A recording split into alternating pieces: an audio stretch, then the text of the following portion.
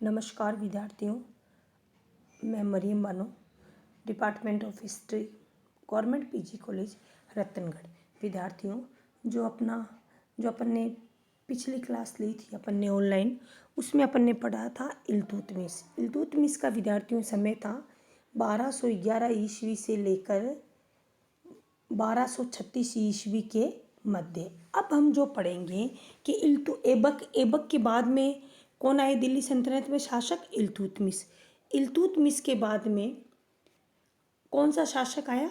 रजिया, इनकी पुत्री। रजिया सुल्ताना का समय रहा है 1236 ईस्वी से लेकर 1240 ईस्वी के मध्य। इसका ग्रुप पे मैंने रजिया सुल्ताना पे जो आपको मैं पढ़ा रही हूँ, आज आपको जो समझाने की कोशिश कर रही हूँ, उसका PDF आपको भेज दिया गया है ग्रुप पे। अब अपन पढ़ते हैं रजिया सुल्ताना। इनका समय है विद्यार्थियों 1236 ईस्वी से लेकर 1240 ईस्वी के मध्य। रजिया योग्य पिता की सुयोग्य पुत्री थी। वह मध्य युग में अद्वितीय स्त्री थी।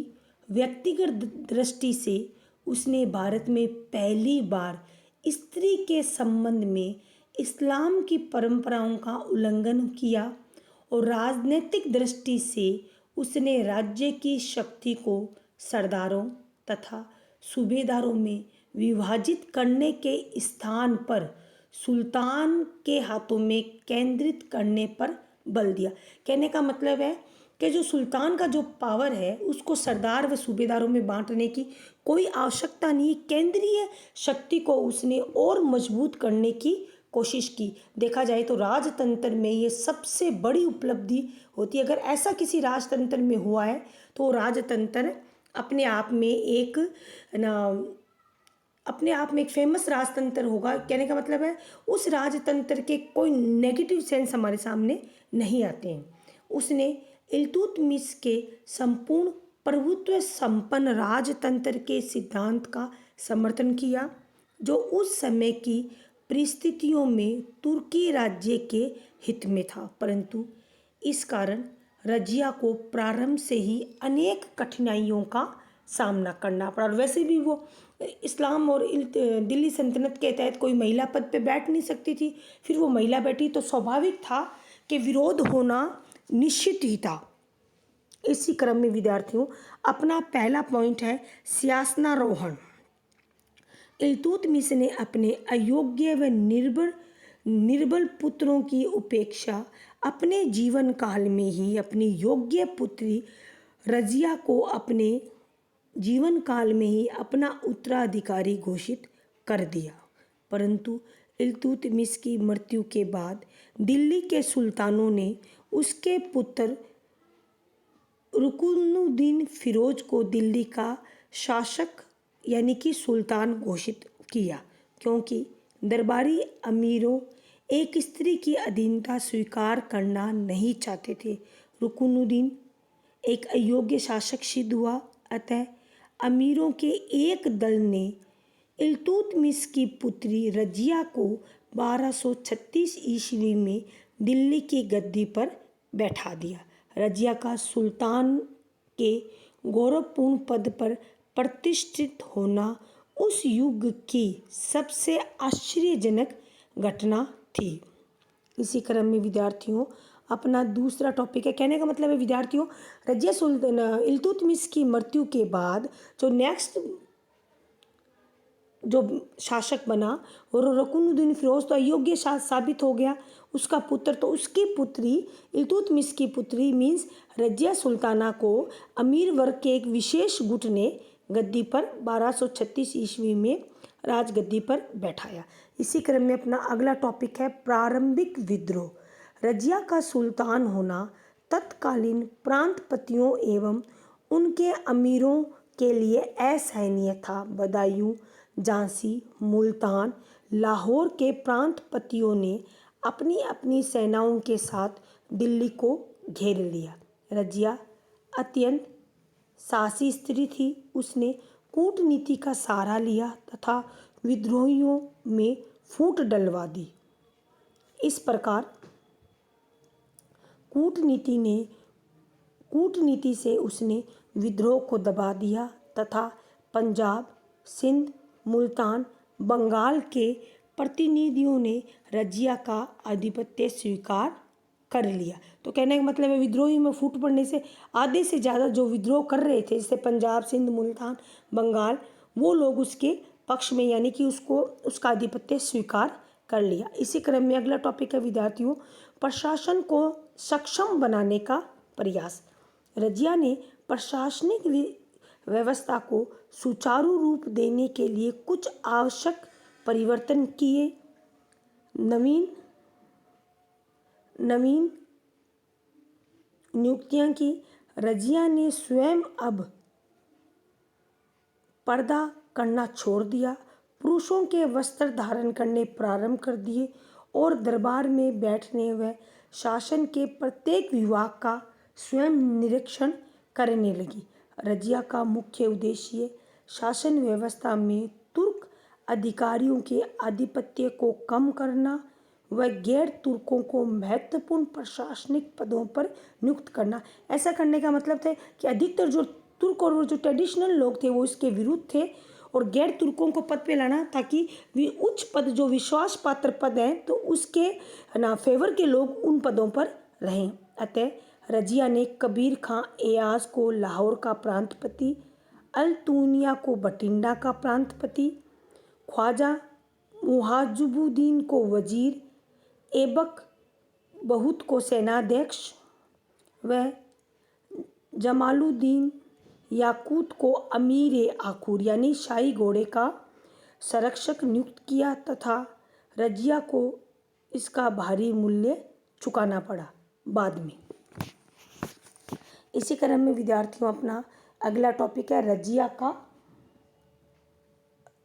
का पतन। रजिया को सबसे पहले लाहौर के सूबेदार कबीर खां के विद्रोह की सूचना मिली। उसने रण क्षेत्र में कबीर खां को परास्त किया। इसके बाद वह बठिंडा के विद्रोही शासक मलिक इख्तियारुद्दीन अल्तूनिया को दबाने के लिए आगे बढ़ी। याकूत भी उसके साथ था। अल्तूनिया ने रजिया को पराजित किया। याकूत मार डाला गया। रजिया को बंदी बना लिया गया पर रजिया ने चतुराई से काम लेते हुए अल्तूनिया से विवाह कर लिया।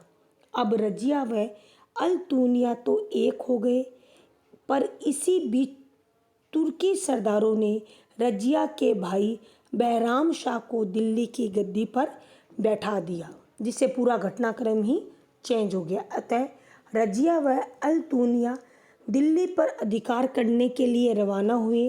रास्ते में कैथल के समीप 13 अक्टूबर 1240 को दोनों पक्षों में घमासान युद्ध हुआ जिसमें रजिया व अल्तूनिया को बंदी बना लिया गया और साथ ही दोनों का वध भी कर दिया गया। विद्यार्थियों इसी क्रम में छोटे से टॉपिक में अपना अंतिम पॉइंट है रजिया का मूल्यांकन, जिसमें एक दो इतिहासकार के अपन विचार पढ़ेंगे। रजिया का मूल्यांकन। इतिहासकार मिनहाज उल सिराज के अनुसार रजिया ने 3 वर्ष 6 माह 6 दिन राज्य किया। दिल्ली की सुल्तान बनने वाली वह एकमात्र स्त्री थी। मिनहाज उल सिराज आगे इसी क्रम में लिखते हैं कि उसमें वे सभी प्रशासनिक गुण थे जो एक सुल्तान में होने चाहिए, परंतु इतिहासकार उसके चारित्रिक गुणों को बताते हुए अंत में लिखते हैं कि ये सभी श्रेष्ठ गुण किस काम के थे। निसंदेह सिराज का उक्त कथन ये संकेत करता है कि रजिया की एकमात्र दुर्बलता उसका उस युग में स्त्री होना था। कुछ इतिहासकारों ने रजिया की असफलता का मुख्य कारण रजिया का स्त्री होना बताया है, परंतु आधुनिक इतिहासकार इस धारणा से सहमत नहीं है। उनका मत है कि गुलाम तुर्क सरदारों की महत्वाकांक्षा तथा रजिया द्वारा सुल्तान की शक्ति एवं सम्मान में वृद्धि करने की इच्छा के कारण रजिया का पतन हुआ। निसंदेह रजिया स्त्री थी, परंतु वह उसके विरोधियों द्वारा उसे नष्ट करने का एकमात्र बहाना मात्र था। सुल्ताना रजिया ने स्त्री होकर भी स्त्री होने की किसी दुर्बलता का परिचय नहीं दिया। वह योग्य, शिक्षित, दयालु, कर्तव्यपरायण, साहसी, कुशल सैनिक व योग्य सेनापति थी। वह कुशल युक्त और कूटनीतिज्ञ भी थी। वह राज्य के स्थायी हितों से अवगत थी। उनकी पूर्ति के लिए उसने निरंतर प्रयत्न किए। सुल्तान की प्रतिष्ठा और शक्ति में उसकी आस्था थी तथा उसने उन्हें स्थापित करने का प्रयत्न किया। इल्तुतमिश को अपनी पुत्री की योग्यता में पूर्ण विश्वास था। वह पुत्री भी अपने पिता के विश्वास के अनुरूप सिद्ध हुई। प्रोफेसर के निज़ामी ने लिखा है कि इस बात से इनकार नहीं किया जा सकता कि इल्तुतमिश के उत्तराधिकारियों में रजिया वास्तव में सर्वश्रेष्ठ थी। विद्यार्थियों, इसी के साथ अपना रजिया सुल्ताना टॉपिक कंप्लीट हुआ। कल जिस हम टॉपिक पर डिस्कशन करेंगे वो टॉपिक है अपना बलवन। बलवन के कार्य, उसकी नीतियाँ, उसके सुधार, इस पे हम डिस्कशन करेंगे। धन्यवाद।